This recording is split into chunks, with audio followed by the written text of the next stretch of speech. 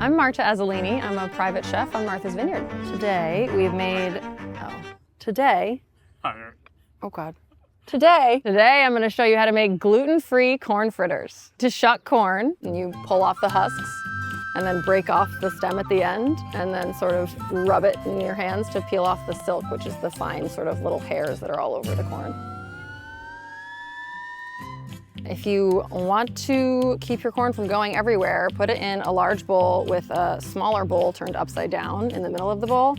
Place the cob long ways up and sort of hold the top with your knife and slice down. The corn will just come right off the cob into the bowl.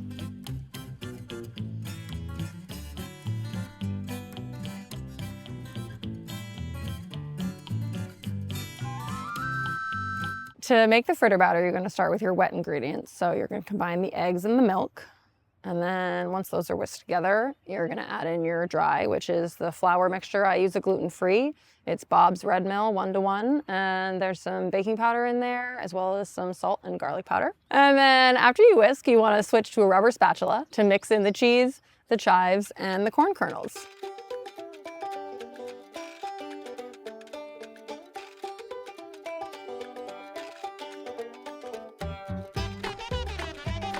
And just mix just until it's thoroughly combined.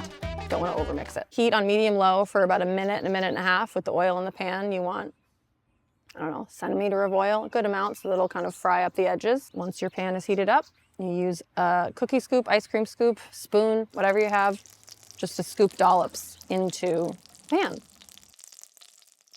About a minute and a half on each side. Flip it.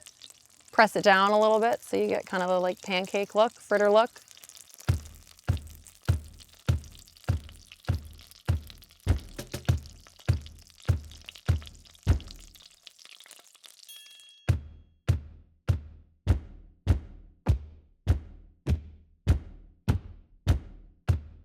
Then you salt them and you're good to go.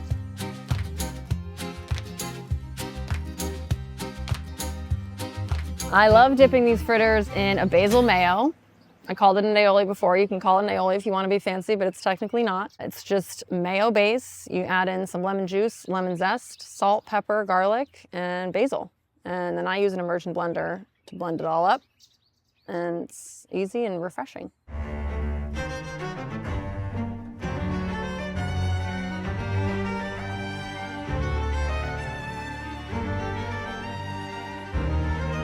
Here we go.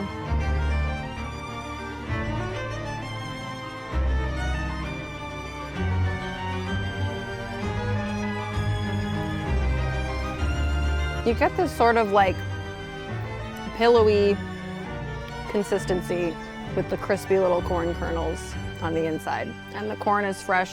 It's not cooked at all, just cut right off the cob. So you get kind of these bursts of juicy corn. And the cheesiness is a nice added saltiness, and the basil mayo really helps balance it all out. Otherwise, it would be a little too savory. Yeah.